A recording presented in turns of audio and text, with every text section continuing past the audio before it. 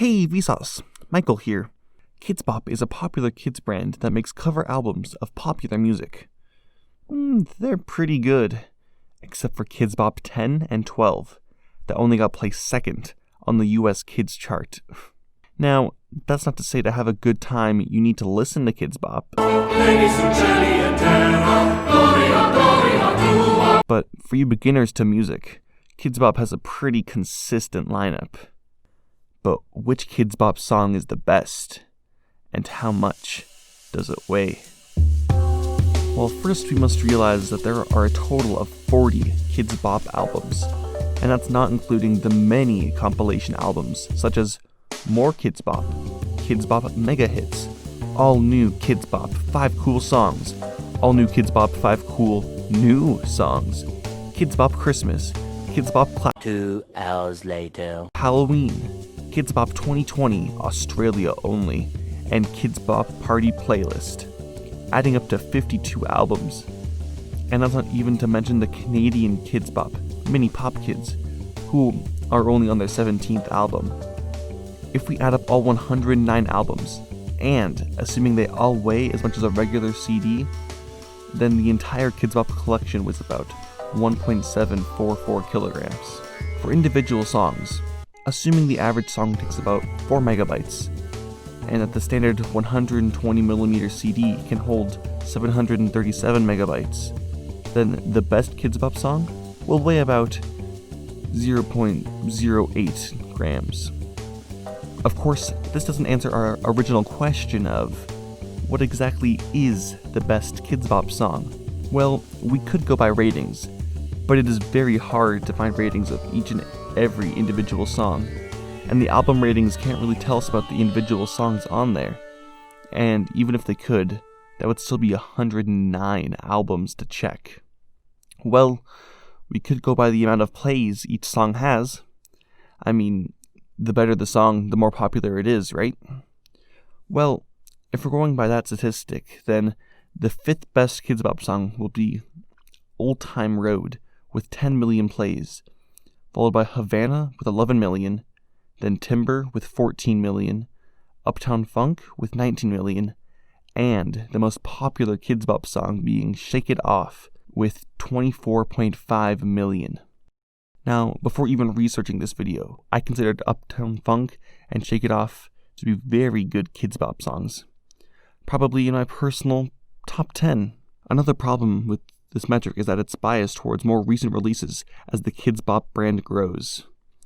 You see, KidzBop 40, with 76 million views, has an average of 1 million plays per song, while KidzBop 15, the first album where it was only kids singing, has only about 1 million plays, with an average of about 69,000.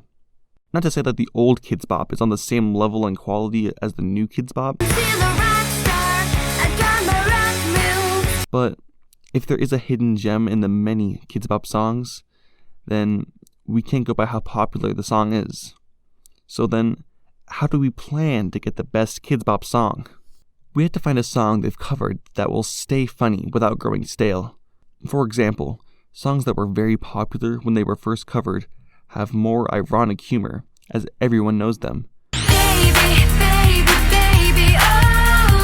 For example, Open Gundam Style broke many records and comes with a cringy dance that will keep it in the meme culture for ages, even if it's ironic. Another element that's important is vocal quality. I ain't got sin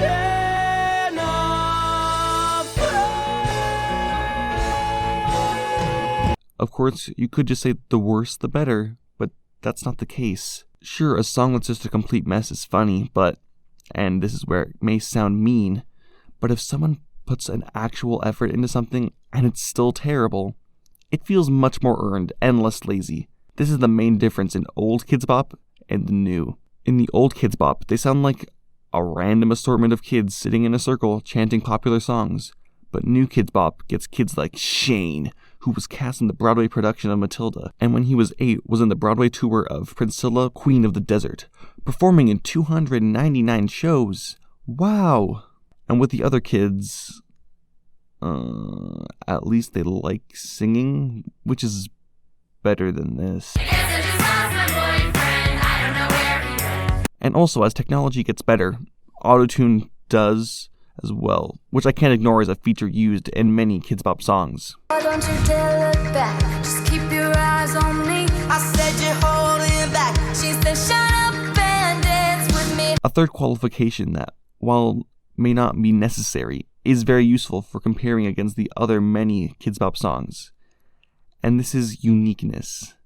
I mean, songs with special aspects definitely are placed higher on my own personal list, and even on the popular list, like in Uptown Funk, where even after straining their voices to sing as low as they can, the basses still need their tunes auto-tuned down the octave.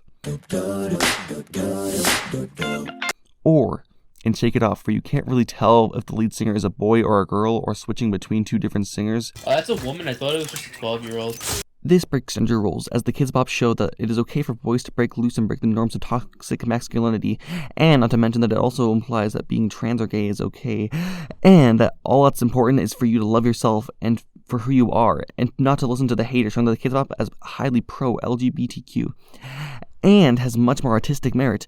God, no wonder it's their most popular and listened to song is a masterpiece that breaks the conventions and the mostly clean and unmoving part of the industry. Anyway, where was, yes, okay. The best KidzBop song. Well, unsurprisingly, it isn't actually a KidzBop song that's the best KidzBop song, but is in fact a song by the mini Pop Kids. And no, Jack Films fans, it isn't Despacito, although that is a good guess. But in actuality, the best KidzBop song is the very underrated Seasons of Love from Rent. Now you may wonder how I came to this conclusion. After all, there are thousands of KidzBop songs. What makes this one so much better? Well, if you already heard it, which I doubt you have, then you already know. But let's take it back to our first requirement, being funny without growing stale. Unlike a very cringy song that quickly fades out of the mind of the cultural sphere like What Does the Fox Say?, Seasons of Love is both irrelevant to most people, but is still very popular and well known in the theater community. This takes the irony of a KidzBop song and adds to it the irony of an overrated Broadway song. Also the fact that Rent is about a bunch of gay people with AIDS, and I don't think that's something that the Christian mothers out there would want their kids to touch with a 10-foot pole. Another bonus of it being a Broadway song is that it is much harder to perform, and so you get moments like this. Add on to the fact that the mini Pop Kids don't have the budget that KidzBop does, and it adds to the mess, and also to our second requirement, that is vocal quality. If you need more examples of vocal quality, 525,600 minutes. 525,600 minutes. 1,000 journeys to play. 25,600 minutes. Let's celebrate, remember, here in a life of friends. and finally, Measure your life in love. Seasons of love.